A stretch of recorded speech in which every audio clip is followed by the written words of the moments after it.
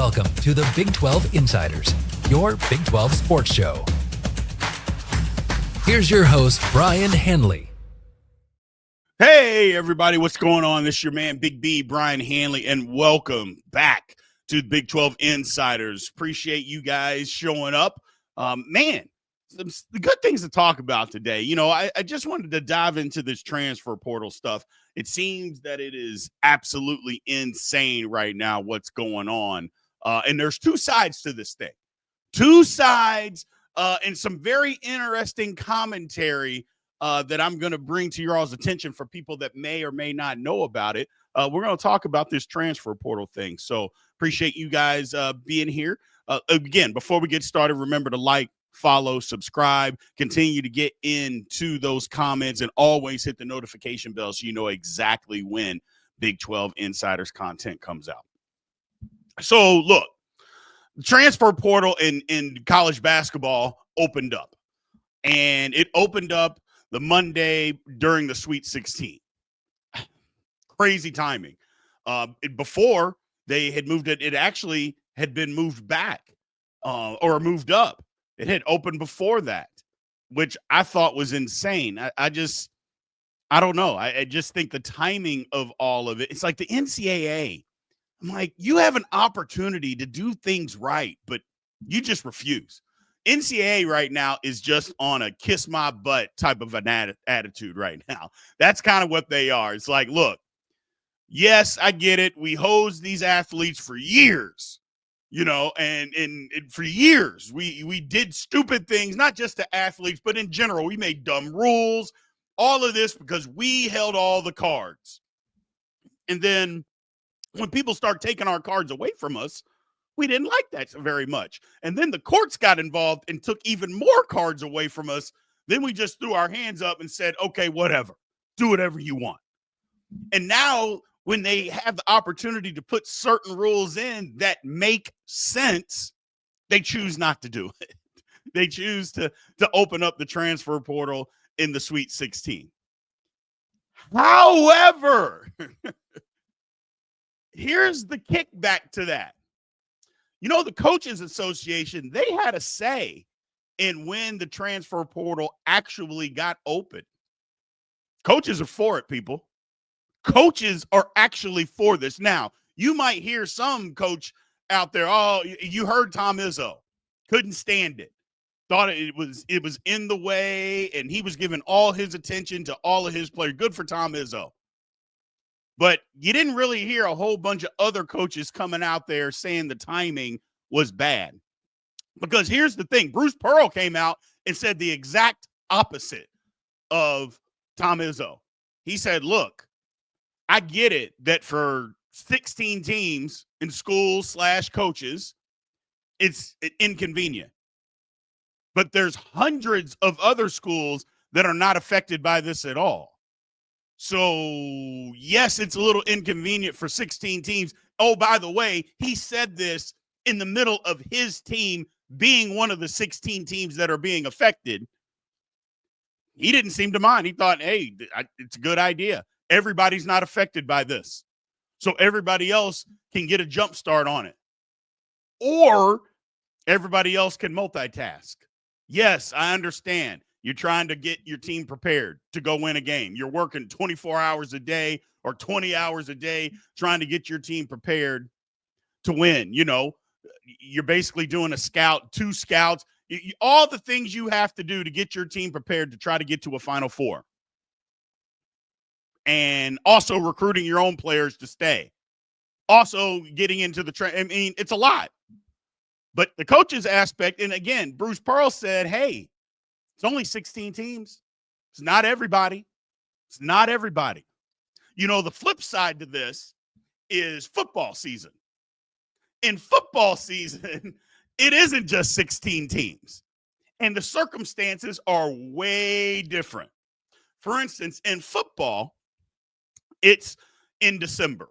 The transfer portal opens after the last basically it opens after the conference championship in December, which the date, obviously the actual date fluctuates, but that's when it is. It opens on that Monday. So what are teams trying to do? First, there's the teams that qualify for the college football playoff. They're trying to get their team ready to go try to win a national championship, to go play a game in a couple of weeks. That's number one. Number two, they're having to recruit their own players and try to keep as many players on their roster that they want. Let's not leave that part of it out. The coaches don't want everybody to stay. They want to recruit and keep the guys that they want. There's certain guys, and I'm not going to say it's half because that's probably not true, but I would say maybe a fourth of the guys on a football roster, the coaches are like, yeah, man, we can get in the transfer portal and get somebody else.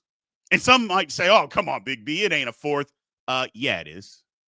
It absolutely is. Now, a fourth may not leave, but don't tell me that if the coach could replace. First of all, if a coach at any university could replace his entire football team with better players, he would do it. So stop the madness acting like coaches want everybody to stay. If he could say, you know what, at every single spot, I can get somebody better in the transfer portal and everybody could leave and I could bring everybody else in and we would be a better football team, they would 100% do it. Now, you can give me the pushback. I'll argue with every one of you. Hell, the coach's number one job is to win. And if he can bring in a better football team, why do you think they bring in these transfers?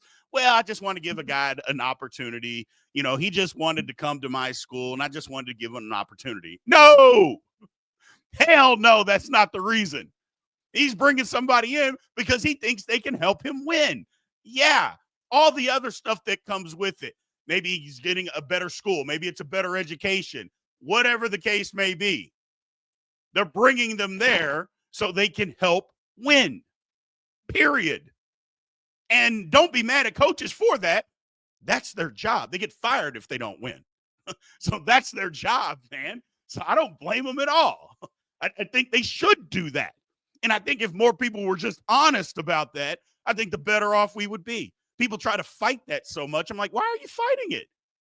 Coach's job is to win. You can fill the stands full of people all you want. And don't get me wrong, that is definitely part of the job. But if you don't win football games, you get fired. So get the best team possible. You try to recruit the best players. Transfer portal is recruiting as well.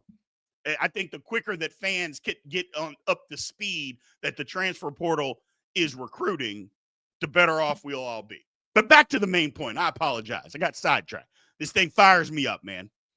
But football, again, they're trying to win a national championship, trying to win a playoff game. Even if you're not in the playoff, if you qualify for a bowl game, you're trying to win a bowl game. Now, the thing about that is everybody, come on, Big B, everybody doesn't qualify for a bowl game. Yeah, they pretty much everybody does.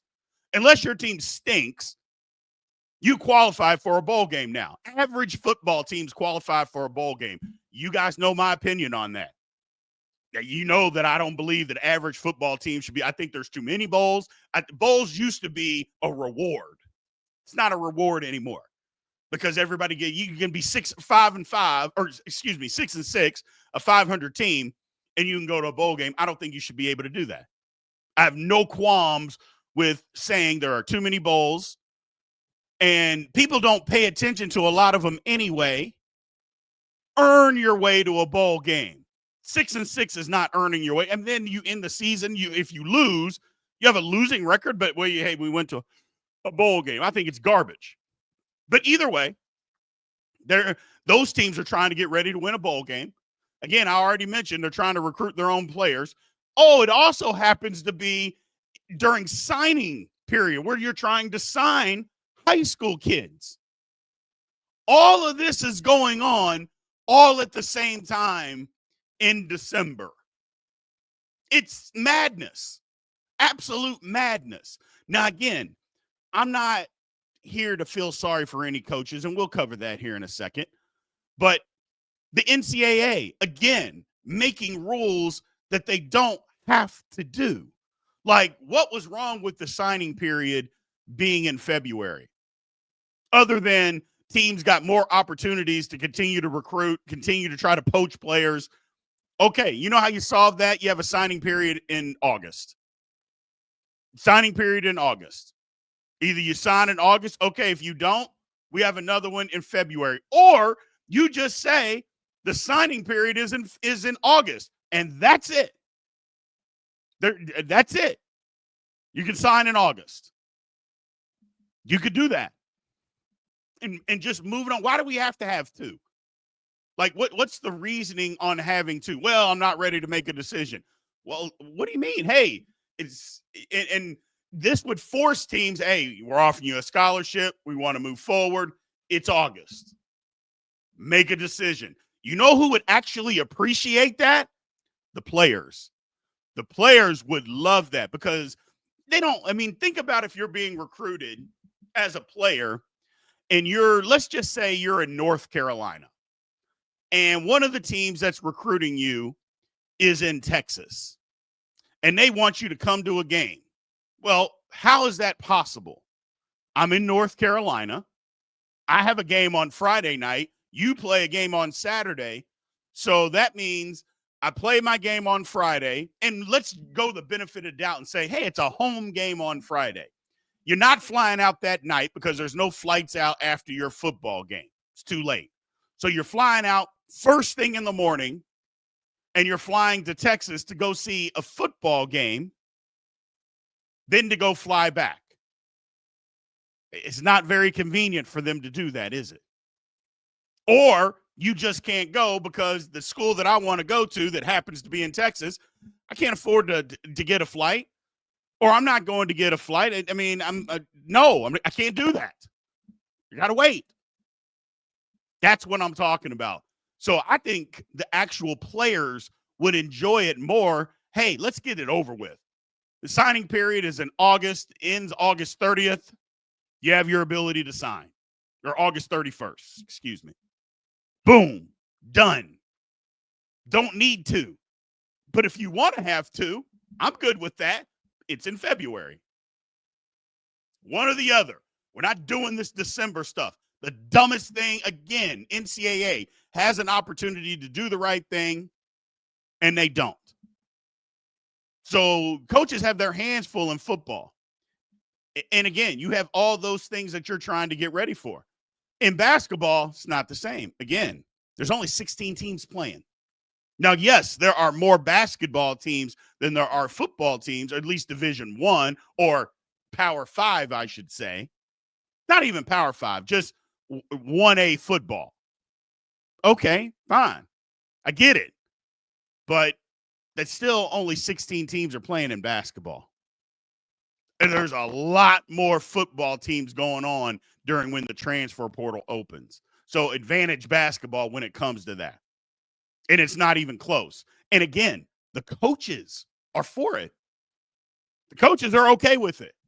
Now, they may come out publicly because fans don't like it. Well, coaches, most coaches aren't stupid. Fundraising, I need to say some things that the fans are going to agree with me for or with. I need to come out publicly and say some of those things that can, fans can resonate, get behind. Oh, this transfer portal, man, it's at a horrible time. I don't know what they're doing. Open it up. Fans get that. Because, again, the timing is stupid. Let's not kid ourselves. There's no reason that you couldn't wait another 2 weeks and have it open up the Tuesday after the national championship game. Like, why can't you do that? And, again, Bruce Pearl's point was, well, kids are trying to get to other places. They're trying to find out where they're trying to go, which is true. Teams are trying to evaluate and see who they do and don't want on their rosters. Again, true. But 2 weeks, for instance, somebody that jumped in the portal last Monday, do you think, I mean, all these people don't know where they're going and aren't going to know on Tuesday of next week. So we wait another 2 weeks, they still haven't made the decision. I mean, speaking just of sheer numbers, as of today of me taping this, there's 1,500 kids that are in the transfer portal. You think all 1,500 kids are going to have a decision made in 2 weeks? No, that's not how this thing works. It'll be in the summertime before some of these rosters are filled out. So why can't you just wait the 2 weeks? You put some kids in uncomfortable positions. We saw a couple of kids, they were still on their teams playing in the Sweet 16, but they jumped in the transfer portal because they knew that they weren't coming back. Okay. Now, whether that's a good or bad thing, that's a different conversation for a different day. But they knew they weren't coming back, but you put them in a position where they have to leave, where they have to transfer because they're like, I know I'm not coming back. There might be a school that I want to go to. I need to get my name out there because if I don't, they may fill up the spot and not take me. All you have to do is move it back. It's not that difficult. It's not that difficult. Now, getting back to the coaches, and I get the one argument is, oh man, it's so tough on the coaches, especially in football, in December. And in December it is horrible. Oh man, they've got all these things that they have to do, recruit their own players, recruit freshmen, transfer portal, evaluate their team. They've got all these things to do. And they do. But I can tell you right now, I am not feeling sorry for any coach. But come on, Big B, these coaches didn't sign up for that. Okay. Well, first off, my pushback to that is, well, if they've been coaching in this profession over the last 4 to 5 years, they did sign up for it. And I don't care that they could be 30 years in coaching. If you've been coaching the last 4 or 5 years, you did sign up for this. Because the one thing that I'm pretty certain on, again, there's no guarantees in life, other than we're all going to pass away at some point. But I'm pretty certain, and I'm going to go out on a limb and say that nobody is holding a gun to somebody's head, making them keep the job and making the amount of money that they make to coach college football or basketball. Like nobody is holding a gun to their head, making them do that. Like they could go get another job. For instance, us, if we don't like the job that we have and we can go get a different job, we do that. Like if, oh man, this job changed. It's not what I signed up for. It stinks. What do? If we have the opportunity, we go get another job. Well, as a college football coach, or a college basketball coach, either one, I'm going to guarantee you have the opportunity to do something else if you so choose. So that's why I don't feel sorry for the coaches.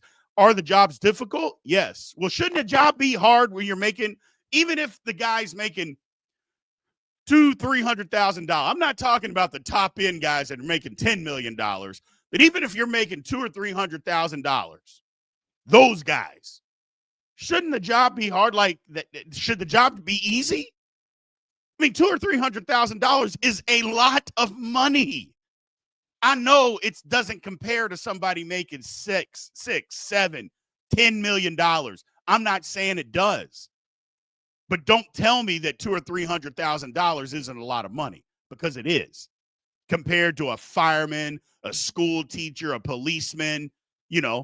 That a lot of those, especially teachers, that are making less than 60. Don't get. I mean, you don't want to get me started on that argument. So don't tell me that $200,000 or $300,000 isn't a lot of money. It is.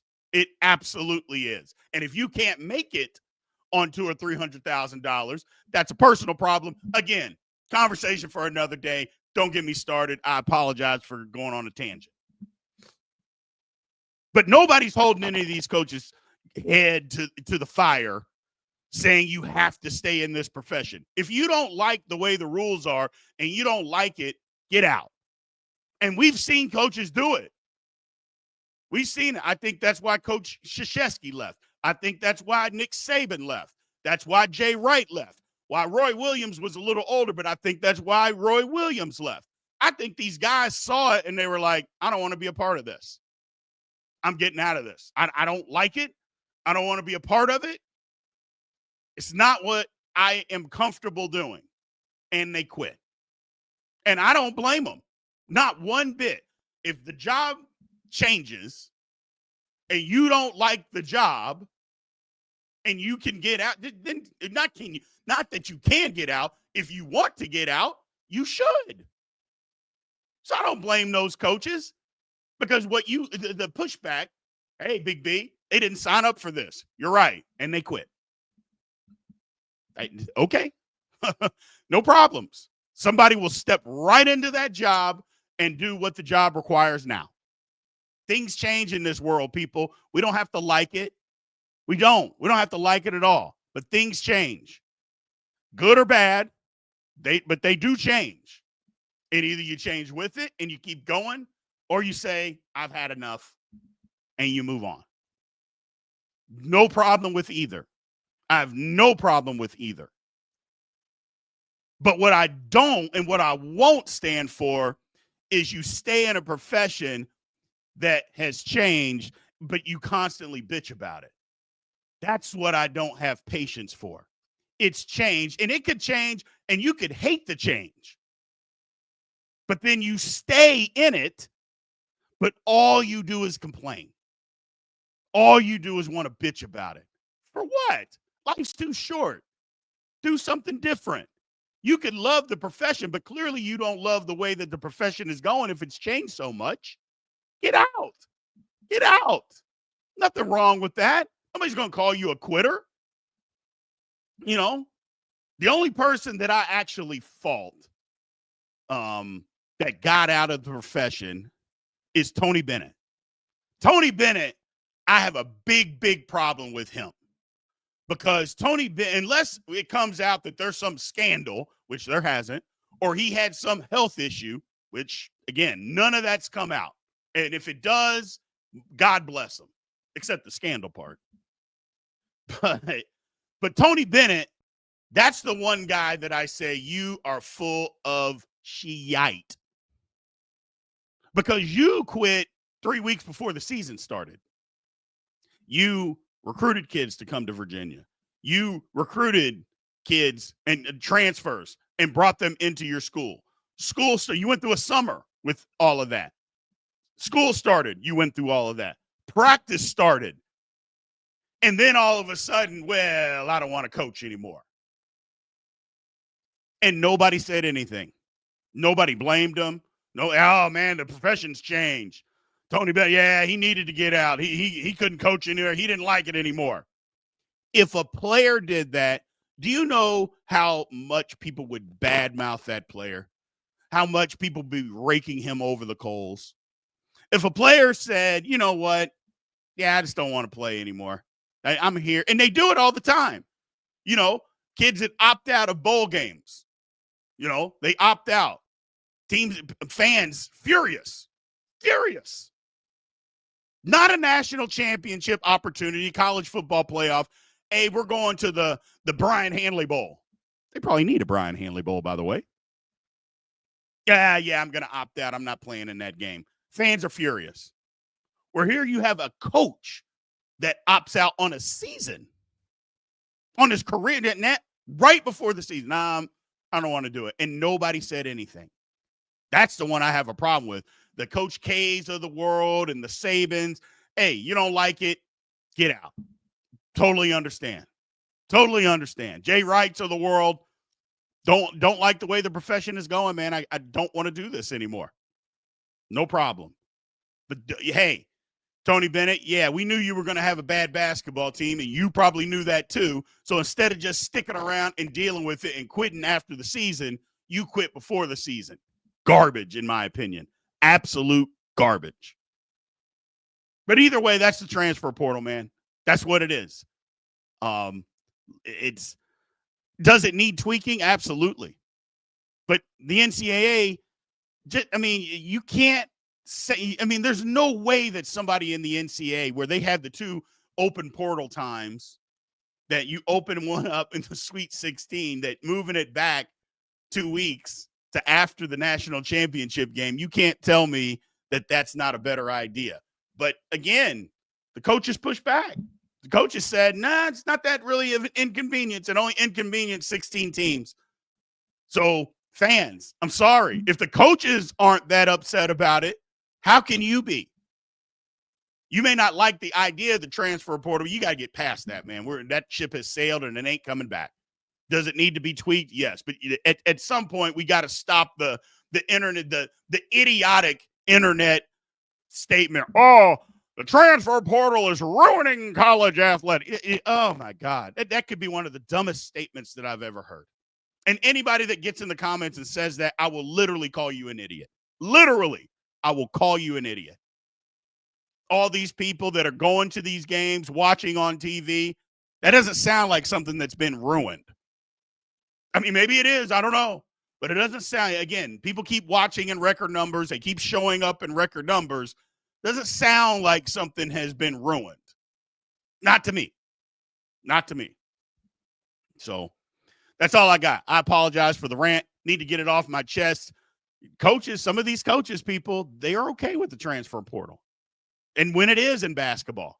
Football, different story. And football has two of them, which I think is insane that you have two. Oh, my God. NCAA. I'm like, what are you doing? How stupid are you? You have two? So guys can go into the transfer portal in December, transfer to a school in the spring. Oh, man, this ain't going to work. And then get back into it in April? Oh, golly. Again, for years, we've said the NCAA was dumb. For years, we've said it. And they just continue to live up to that mantra. It never stops. It never stops. So appreciate you guys, man. Thank you for showing up and showing out as always. Again, remember to like, follow, subscribe, continue to get in that comment section. Until then, we will talk to you later.